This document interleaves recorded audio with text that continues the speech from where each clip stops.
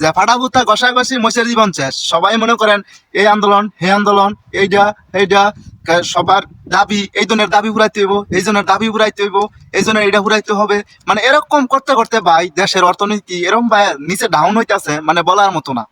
তো এখন আবার আন্দোলন হইতাছে। মনে করেন একটা কথা কি, যে ঘরে শুয়ে আছেন সে এখন রাজা, যে ঘরে পথে নামিয়া একজনের পাও, একজনের হাত, একজনের চোখ, একজনের ঠ্যাং ভাঙ্গি আইছে, কাইটা আইছে, তারা আজকা পথের ফকির। তারা রাস্তায় রাস্তায় মানুষের কাছে দাম চায়, ভিক্ষা চায়, যে আমাদেরকে কিছু টাকা দেন, আমরা চিকিৎসা করব।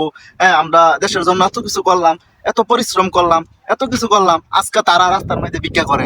কি কারণে? তাদেরকে একটা ব্যবস্থা করে দেন। তারা তারা দেশের জন্য এত কিছু করছে, একজনের পা হারাইছে, একজনের হাত হারাইছে, একজনের চোখ হারাইছে, একজনের কান হারাইছে, একজনের গর্দান হারাইছে। এরা কি দেশের জন্য কষ্ট করে নাই?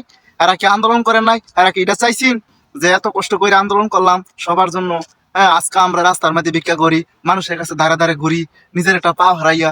ভাই গেছে, এরা অন্যায় করছে এটা ঠিক, কিন্তু তারা তো দেশের জন্যই করছে, সবার ভালোর জন্যই করছে। তারা তো নিজেদের ভালোর জন্য এত আন্দোলন করে নাই, এত কিছু করে নাই। তো আশা করি তাদেরকে দেখা উচিত, তাদেরকে ভালো একটা ডাক্তার দেখানোর দরকার, চিকিৎসা করার দরকার, তাদেরকে একটা কিছু করে দেওয়ার দরকার। তারা হয়তো মনে করেন এই আন্দোলন করছে, ঝগড়া করছে, হ্যাঁ, দেশের জন্য কষ্ট করছে, যেন সবাই ভালো করে স্বাধীনতা ভাবে কিছু করতে পারে। ভাই আমাদের দেশ বর্তমানে স্বাধীনতা দেশ হয়ে এরকমের পর্যায়ে গেছে, মানে বলার মতো না। যে যেটা পারতাছে মনে হইতেছে এটাই করতেছে, মনে হইতেছে আন্দোলন করবে আন্দোলন করতেছে, মনে হইতেছে মানুষের গাড়ি ঘোড়া ভাঙবে সেটাই করতেছে, মনে হইতেছে যে এখানটা বেড়া দিবে এটাই করতেছে, মানুষের মন গড়া মতো সবকিছু করতেছে। মানে একটা জিনিস আছে না, যে দেশ আইন আছে, সবকিছু আছে, সবকিছু সমাধান করো এভাবে, 10 জন লোক ডাক দাও, 10 জন লোক ডাক দাও, সমাধান করো, এটা করো। কিন্তু ভাই কেউ মাথা নত করতে চায় না, সবাই মাথা উঁচু করে বাঁচতে চায়। সময়ে ভাই কিছু কিছু সময় আছে মাথা নিচু করে চলতে হয়, মাথা নিচু করে কিছু শূন্য ও না শোনার বান ধরে আইসা পড়তে হয়।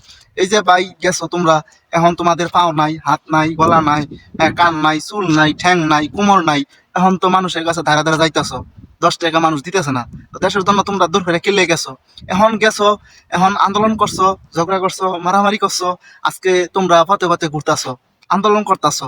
আন্দোলন কইরা দেশের ক্ষতি হইতাছে না? দেশের তো ভাই ক্ষতি হইতাছে, দেশের ক্ষতি হইতাছে।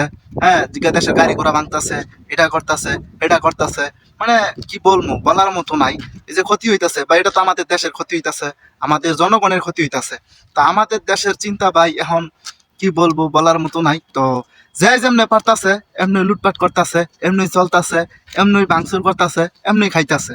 তো এগুলা ঠিক না। একটা দেশের অর্থনীতি অর্জন করতে অনেক কষ্ট হয়, অনেক পরিশ্রম হয়। তা আমরা চেষ্টা করবো যেভাবে সুন্দর হয়, দেশটা সুন্দরভাবে চলে, হ্যাঁ, সুন্দর পরিচালনা করে, যে মানুষটা সুন্দর করে পরিচালনা করবে, দেশটা সুন্দর করে চালাবে, আমরা তাকেই চাই যে আমরা আমাদের দেশ সুন্দর করে চলুক, সুন্দর করে পরিচালনা করুক। আমরা চাই না যে একদিন এই মারামারি হোক, একদিন ঝগড়া হোক, একজনের পা কাটা লাগ, একজনের ঠ্যাং কাটা লাগ, এগুলো আমরা চাই না। আমরা চাই দেশটা সুন্দরভাবে চলে, হ্যাঁ, সুন্দরভাবে দেশটা পরিচালনা করে, ভালোভাবে চলে।